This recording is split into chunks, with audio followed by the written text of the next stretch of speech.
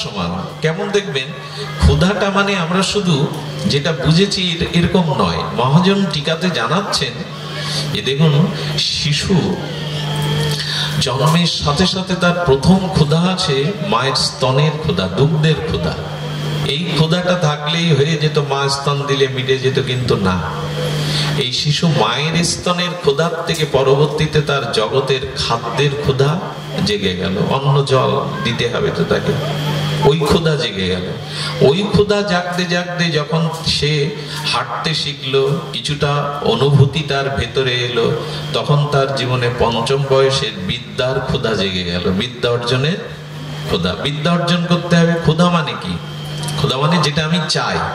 বিদ্যা অর্জন করতে করতে আপনি 20, 25 বছর, 30 বছর লাগিয়ে দিলেন, বিদ্যার ক্ষুধা গেল। এবার তখন কাজের ক্ষুধা। চাকরি পেতে হবে, নালে ব্যবসা করতে হবে।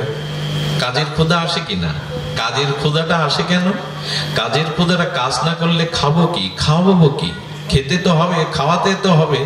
তখন রুজি রোজগারের ক্ষুধা জেগে যায়। দেখুন ক্ষুধাটা কত ব্যাপক। শুধু যখন মার গর্ভ থেকে এলাম তখন তো শুধু দুধেরই ক্ষুধা ছিল, আর ক্ষুধা ছিল না। এই পৃথিবীর আলো বাতাসে বয়ক্রমে 5 বছর এলে তখন বিদ্যার ক্ষুধা জেগে গেল। বিদ্যার ক্ষুধাটা যেতে যেতে, বিদ্যার ক্ষুধা যখন মিটল কিছুটা, তখন চাকরির ক্ষুধা, নিজের পায়ে দাঁড়াবার স্বনির্ভরের ক্ষুধা, এরপরে অর্থ রোজগারের ক্ষুধা। অর্থ রোজগারও করতে করতে ক্ষুধা দেখলো স্ত্রীর ক্ষুধা, সংসার করতে হবে। স্ত্রীর প্রণয় ক্ষুধা জাগতে জাগতে পুত্রকন্যার ক্ষুধা জাগলো, পুত্রকন্যা মানুষ করার ক্ষুধা জাগলো, সংসারে সফলতার ক্ষুধা জাগলো, বাড়ি গাড়ির ক্ষুধা জাগলো, ভ্রমণের ক্ষুধা। কত ব্যাপক। আচ্ছা, একটা মানুষের দীর্ঘদিন যদি ক্ষুধা না কাজ করে, সে মানুষ সুস্থ না অসুস্থ? কথা বলুন। অসুস্থ কিনা? স্বাভাবিক ক্ষুধাটা তার লাগে না, এটা অসুস্থ কিনা? তখন কি করে মানুষ? ক্ষুধাটা নাই মানে সে অসুস্থ। এই জন্য তাকে ডাক্তারের শরণাপন্ন হতে হয় যে ক্ষুধা কেন লাগে না। চিন্তা করতে পারেন, জগতের বেঁচে রয়েছে, ক্ষুধা লাগে না, তাকে ডাক্তারের কাছে নিয়ে দেখাতে হয় ক্ষুধা না লাগার কারণ কি। আর কত জন্ম চলে গেছে, কিন্তু ভগবত ভজনের ক্ষুধা আমার মধ্যে নেই। এটা রোগ না? হরি কথা শুনতে ভালো লাগে না, নাম করতে ভালো লাগে না, সাধু সঙ্গ ভালো লাগে না, তো এটাও তো মহা রোগ। জাগতিক ক্ষুধা না থাকা যেমন রোগ, বিশেষ কোন রোগের লক্ষণ, তেমন ভগবত ভজন করার ক্ষুধা না থাকাটাও বিশেষ রোগের লক্ষণ। ক্ষুধা জাগে। আমি এখানে পনিহাটটায় পৌঁছে দেখেছি, এখানে 3 জন লোক বসে। এখানে ভাগবত আসনও নাই, একটা আসনেও আমি বসিনি। এখানে মালা চন্দন নাই, 3 জন লোক বসে আছে। আমি জানি না কেন। তারপরে নিজেকেই বন্দনা করতে হলো। ক্ষুধা সকলের থাকে না। কালীগঞ্জের ওপার থেকে আমার কয়েকটা মায়েরা চলে এসছে, কিভাবে ফিরে যাবে জানে না। এই দেখুন হরি ক্ষুধার কি বিশেষত্ব। টাঙ্গাইল থেকে আমার এক দাদা চলে এসছেন, জানে না এই পথে তারা কি করে চলে যাবে। ক্ষুধাটা না জাগা, কথাটা এই কারণে বলছি, ক্ষুধাটা না জাগাটাও রোগ।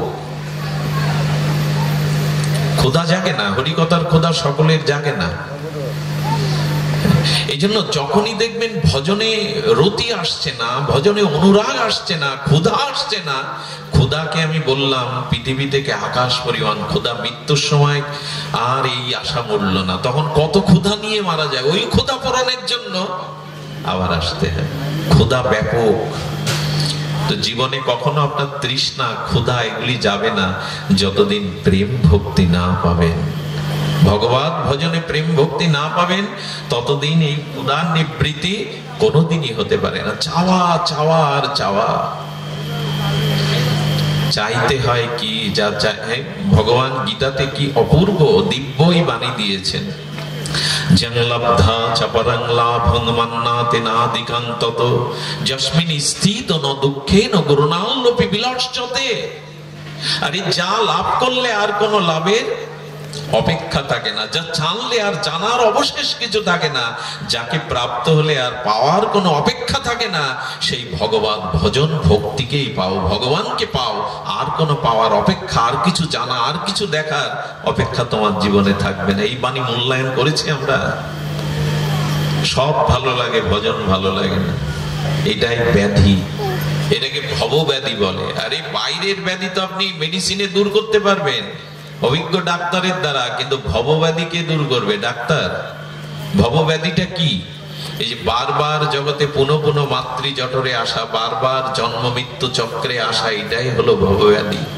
আর এই ব্যাধি ভজন বিনা, মহতের কৃপা বিনা, সাধুগুরুর সঙ্গ বিনা এটি কোনোদিনই যাবে না। এই কথাটি আমি শুরু থেকে, প্রায় 1.5 ঘন্টা হয়ে গেল, শুরু থেকে আমি বলতে চেষ্টা করছি, দুঃখের অত্যন্তিক নিবৃত্তি, দুঃখের ক্ষয়, দুঃখের মূল উৎপাটন করতে গেলে আপনাকে মহৎ কৃপালব্ধ ভজনে আসতেই হবে, ভজন করতেই হবে। দ্বিতীয় পথ খোলা নেই।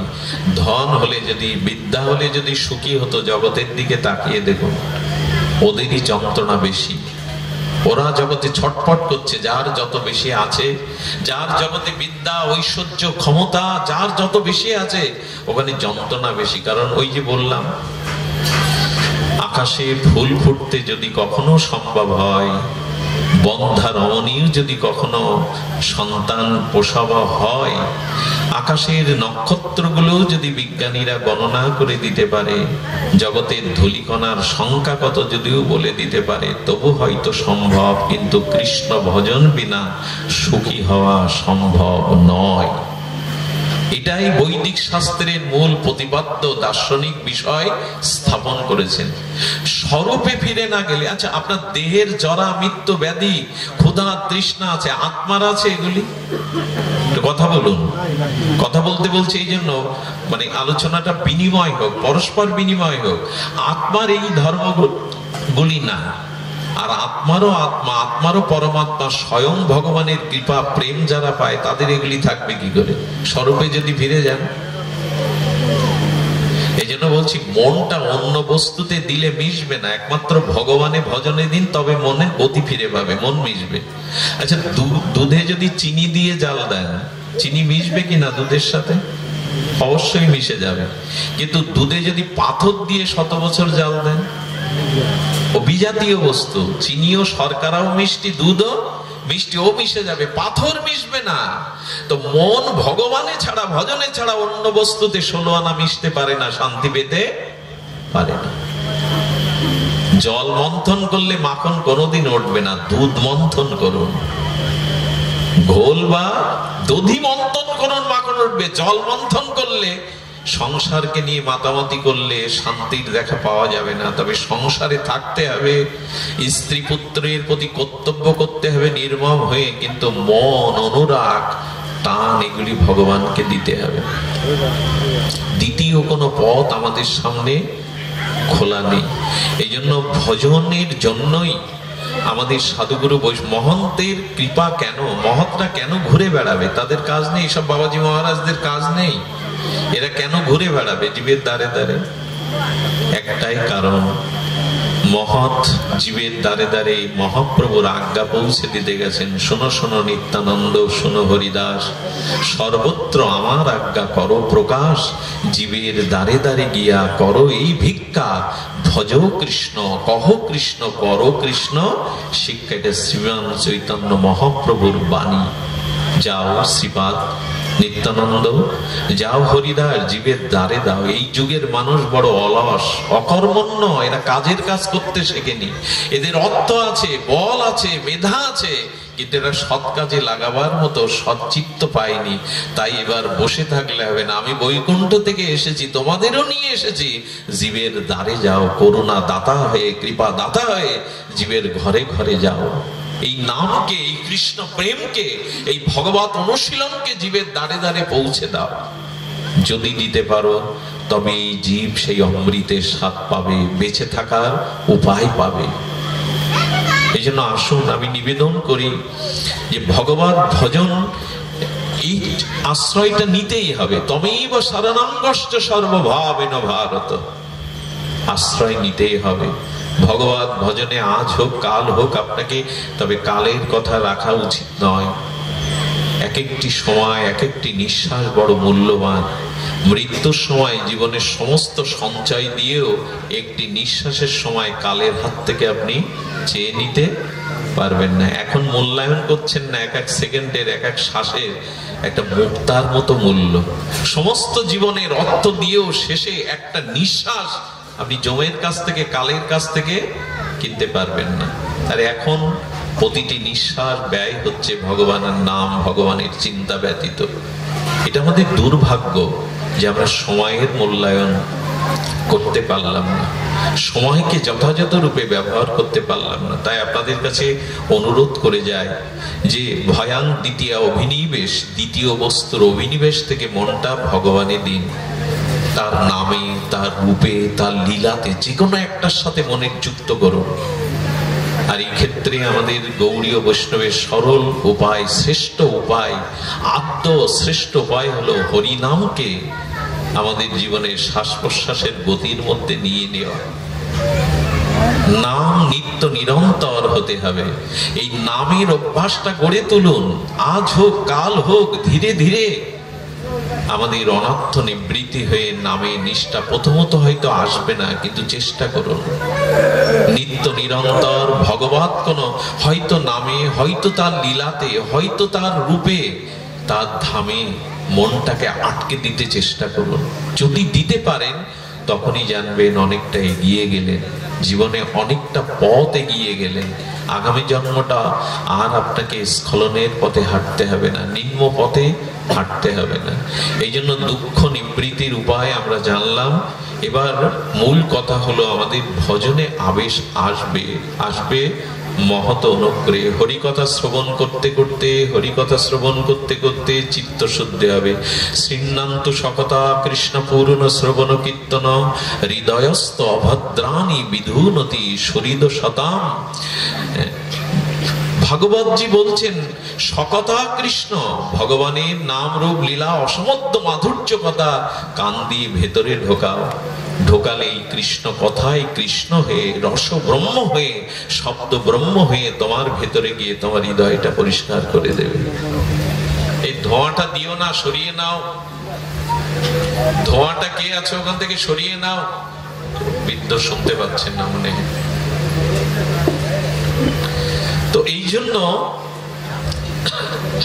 আমাদের উচিত হবে ভগবানের কথাকে শ্রবণ করা। সিন্নান্ত সকদা কৃষ্ণ পূর্ণ শ্রবণ কীর্তনে মদ গুণ শ্রুতি মাত্রেণ মহি সর্ব গুহাশয়ে মনগতি অবিচ্ছিন্ন যথা গঙ্গাব সোহম্বুধ। কোথায় সাগর আর কোথায় নদী, কত প্রতিকূলতাকে পেরিয়ে, কত বাধা পেরিয়ে নদীর তরঙ্গ ঢেউ দেখবেন সমুদ্রে গিয়ে মিশে। সমুদ্রে না মিশলে নদীর শান্তি নেই। ঠিক তেমনি আমার গুণগাথা শ্রবণ করতে করতে তোমার মনের গতি আমার দিকে যাবেই যাবে। মনোর গতি অবিচ্ছিন্ন যথা গঙ্গাব সোহম্বুধ। নদীর জল যেমন স্রোত তরঙ্গায়িত হয়ে সমস্ত প্রতিকূলতাকে পেরিয়ে সমুদ্রের বুকে মিশে যায়, তেমনি আমার গুণগাথা সাধুমুখে তোমার হৃদয়ে প্রবেশ করলে তোমার মনের গতি আমার চরণে ছুটবেই ছুটবে। ভাগবতজি বলছেন এই কথা। মদ গুণ শ্রুতি মাত্রেণ, আমার গুণগাথা কর্ণ দিয়ে ভেতরে প্রবেশ করাও। কিন্তু শ্রদ্ধা কজনের? হরিকথা শোনার শ্রদ্ধা কজনের? হরিকথার শোনার লালসা কজনার? ভগবত ভজনে কৃপা হয়েছে বুঝতে হবে হরিকথা। আসি মহাপ্রভু প্রতিদিন গদাধর পণ্ডিত গোস্বামীর কাছে আর টোটাতে ভাগবত শুনতে এসেন, চোখের জলে অক্ষরগুলো ভাসিয়ে দিত। তখন তো প্রেসের তৈরি হয়নি, প্রেস সৃষ্টি হয়নি। হস্তলিখিত ভাগবতের অক্ষরগুলো মহাপ্রভুর চোখের জলে ভেসে গেছে। প্রভু ধ্রুব চরিত্র শুনে কাঁদছেন। আমরা ধ্রুবের এত নিষ্ঠা ভজনে, প্রহ্লাদের এত দৃঢ়তা ভজনে, কই আমার তো হলো না। মহাপ্রভু কাঁদছেন ধ্রুব চরিত্র প্রতিদিন শুনতেন তিনি। স্বয়ং ভগবান তার ভাগবত শ্রবণের অভিপ্রায় দেখুন। কোথায় রায় রামানন্দ গোদাবরী তীরে মহাপ্রভু এসেছেন। রাধা কৃষ্ণ মিলিত পরতত্ত্ব, প্রেম পরতত্ত্ব সীমা তিনি এসেছেন গোদাবরী তীরে। অনুভবী রায় রামানন্দের রায়, বড় আশা করে এসেছি তোমার কাছে কৃষ্ণ কথা শুনবো বলে। স্বয়ং ভগবান রাধা মাধব আজ হরিকথা শোনার জন্য কোথায় চলে আসছেন রায় রামানন্দের কাছে। অথচ আমাদের হরিকথাতে রুচি হলো না। ভগবত কথা আমাদের মনো অভিনিবেশ এলো না। ওই যে ক্ষুধা দীর্ঘদিন না লাগা যেমন শরীরের ব্যাধি, হরিকথা শ্রবণের ক্ষুধা না জাগাও আমাদের ব্যাধি। এই ব্যাধি দূর করে হরিকথা শুনুন। শাস্ত্র এও বলেছেন, ভাগবতজিও বলেছেন, দেখো আমার গুণকথা শ্রবণ করলেই চিত্ত নির্মল হবে, শুদ্ধ হবে। সে কথা বলেছেন, সলিলস্য যথা শরৎ, বর্ষার পঙ্কিল জল যেমন শরৎ ঋতুর আগমনে পরিচ্ছন্ন হয়ে যায়, খাল বিলের জল দেখবেন শরৎ যেই এলো এই নির্মল হয়ে গেছে, তেমনি আমাদের জীবনেও এই যত কিছু আবিলতা কুসংস্কার, এটা কৃষ্ণ কথা ভেতরে গেলে প্রবিষ্ট কর্ণ রন্দেন সানাং সার ভাবোত্তমম, আমার ভাবময় রসময় কৃষ্ণ কথা লীলা কথা তোমার কানে গেল, প্রবিষ্ট কর্ণ রন্দেন সানাং সলিলস্য যথা শরৎ, শরৎকালে ঋতুর মতো যেমন খাল বিল নদীর জল পরিষ্কার হয়ে যায়, তেমন আমার কথা তোমার ভেতরে গেলেই তোমার হৃদয় পরিষ্কার হয়ে যাবে। এই জন্য হরি কথার এত ব্যাপক অর্থ। গোবিন্দ বলছেন ভগবত কথা শ্রবণের, উনি বলছেন দেখুন, শ্রুত পঠিত অনুমোদিত আদ্র, শ্রুত পঠিত আদৃত বা অনুমোদিত, যে কোনো ভাবেই ভগবতের চরণে এলে শরণে এলে তোমার কল্যাণ হয়ে যাবে। কি অদ্ভুত এই প্রসঙ্গটা। শ্রুত বলেন, যিনি সাধুমুখে হরিকথা শোনেন তিনি তো আমার ভক্তি পাবেনই, যিনি পাঠ করেন তিনি যদি নির্মল চিত্রে অর্থকড়ির লোভে নয়, পদ প্রতিষ্ঠার লোভে নয়, যদি নিঃস্বার্থভাবে হরিকথা বিতরণ করতে পারেন, সেই পাঠের দ্বারা শ্রবণের দ্বারা শুধু নয়, যারা শ্রবণ পাঠ করলো তারা তো আমার প্রেম পেল।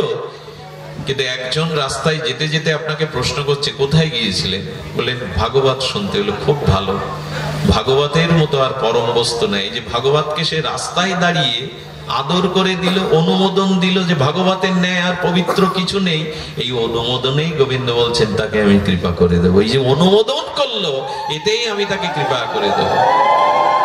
আদৃত বা অনুমোদিত শব্দ দিয়েছেন। যেমন আপনি যেতে যেতে আপনার পরিচিত জন বললেন কোথায় গিয়েছিলেন, বলে ভাগবত শুনতে অমুক জায়গায়।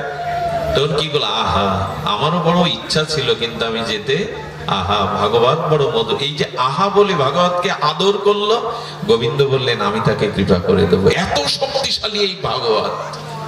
শ্রুত পঠিত আদৃত বা অনুমোদিত, যে কোনো ভাবে সদ্য হৃদয় অবরুদ্ধতি শুশ্রবি তৎক্ষণাৎ। আজকে মনে করেছেন আমি এখানে ভাগবত শুনতে আসবো, আসতে পারেননি, কিন্তু সকালে যে মনে মনে সংকল্প করেছেন আজ হরি কথা শুনতে যাব, ওই সময় হরি আপনার হৃদয়ে অবরুদ্ধ হয়ে গেছে। কি মর্মান্তিক শব্দ।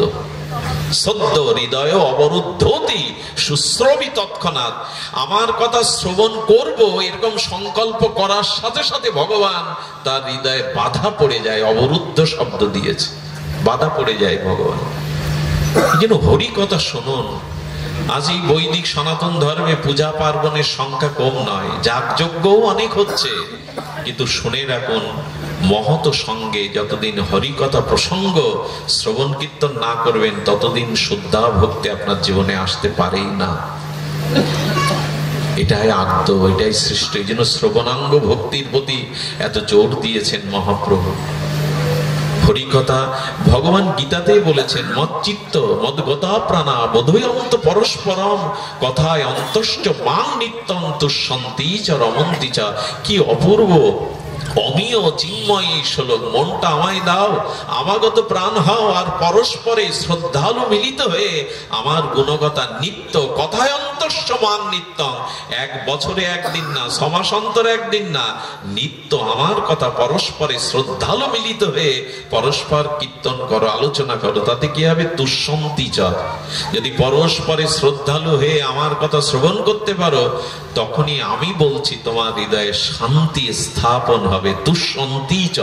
গোবিন্দ বললেন শান্তি এর আগে তোমার হৃদয়ে আসবে না। আর রমন্তি চ, আর শোনো জীবাত্মা পরমাত্মাতে মিলন হবে, ভক্ত ভগবানের মিলন হবে যদি হরি কথা পরস্পরে শ্রবণ করো। দেখবেন আপনারা যতক্ষণ বসে হরি কথা শুনবেন আপনাদের মস্তিষ্কে কোনো অসৎ চিন্তা, অসৎ ভাবনা, বিকার আসবে না। হরিকথার মহামহিমা এই জন্য যে ভগবত কথা শ্রবণ করো, শ্রবণাঙ্গ ভক্তির দ্বারা। শ্রবণে লালসা শুধু আমাদের, বৃন্দাবনে অন্ধ সুরদাস ছিলেন। অন্ধ হলে কি হবে? হৃদয়ে তার প্রেম জ্যোতিতে ভরা। তিনি প্রিয়া প্রীতমকে ভজন শোনাতেন। রাধারানী প্রতিদিন দেখতেন শ্যামসুন্দর দুপুরে প্রসাদ পাওয়ার পরে মন্দির থেকে বেরিয়ে যান। তো রাধারানী একদিন শ্যামসুন্দর মদন মোহনকে বলছেন, প্রীতমকে বলছেন, প্রতিদিন কোথায় যাও হে প্রাণারাম, হে সুন্দর, হে মনোহর? বলেন সুরদাসের কুটিরে ভজন শুনতে যায়। এই দেখুন, স্বয়ং ব্রজেন্দ্র নন্দন মদন মোহন শ্রী গোবিন্দ বলছেন, রাধে আমি সুরদাসের কণ্ঠে ভজন শুনতে যাই। তার সে বলে, অন্ধ তো আমি কুটিরের সামনে গিয়ে বসে তার ভজন শুনি। ভগবানের লালসা দেখুন, ভক্তের মুখে ভগবানের দিব্য নাম। জানেন, আমি গতকালই বলছিলাম, যেখানে যেখানে হরিকথা হয় ওখানে হনুমানজি আসে, আজও আসে। যদি শুদ্ধ ভক্ত কর্তৃক শুদ্ধাচারে কোথাও হরিকথা হয়, কারণ এই হরিকথা শুনবে বলে হনুমান রঘুপতি রামচন্দ্রের সাথে বিমানে উঠে বৈকুণ্ঠেও যায়নি। রঘুপতি রাম বলেছিলেন, হনুমতে আমি অযোধ্যাবাসীকে নিয়ে পুষ্পরথে নিত্যলোকে চললাম, তুমি আমার প্রাণাধিক প্রিয়, পুত্র সমপ্রিয়, তুমি চলো। হনুমান তখন বলছেন, প্রভু বৈকুণ্ঠে তোমার সাধু সঙ্গ হরিকথা আছে তো, তোমার কথা কীর্তন আছে তো? বলে, ওইখানে তো আমি স্বয়ং, ওখানে কোনো কীর্তনের প্রয়োজন কি? আমি স্বয়ং বৈকুণ্ঠে, আমার চরণ আছে, তোমার মা জানকী আছে, ওখানে তো হরিকথা নাই। হনুমান অবনত মস্তকে বলছেন, এই দাস স্বপ্নেও আপনার আজ্ঞা কখনো লঙ্ঘন করেনি, কিন্তু আজ আমি আপনার আজ্ঞা লঙ্ঘন করব। বৈকুণ্ঠে তুমি আছো, কিন্তু তোমার হরি কথা ভক্ত সঙ্গে নাই, তাহলে আমি বৈকুণ্ঠে যাবই না প্রভু। হনুমান বলছে, আমি যাবও না। বলে, আমি আছি তো তোমার হরি কথা এত প্রিয় লাগলো, আমি আছি, আমার চরণ আছে। বলে, তোমাকে পেলে তো শুধু তোমাকে পাওয়া হয়, আর কিছু পাওয়া হয় না, কিন্তু তোমার ভক্ত সঙ্গে তোমার নাম রূপ লীলা কথা পেলে সেই লীলার আস্বাদনও হয়, প্রেম ভক্তির আস্বাদন হয়, আর তোমাকেও পাওয়া যায়। তো যাতে দুটোই পায় আমি সেখানে থাকবো, আমি বৈকুণ্ঠে যাব না। রামচন্দ্রের চোখে জল ভরে এলো। রামচন্দ্র আশীর্বাদ করছেন, হনুমান জগতে থেকে যাও, যেখানে যেখানে যত্র যত্র রঘুনাথ কীর্তন, যেখানে যেখানে ভগবানের গুণগাথা হবে তুমি গিয়ে তাদের আশীর্বাদ করবে। এই জন্য আজও যেখানে হরিকথা হয় কোনো না কোনো বেশে হনুমানজি আসেন শ্রবণ করতে, কোনো না কোনো বেশে তিনি এসে হরিকথা শ্রবণ করেন। এই জন্য হরিকথার প্রতি, হরিকথায় বৈকুণ্ঠ গতি পর্যন্ত হনুমান গেলেন না, ভাবা যায়।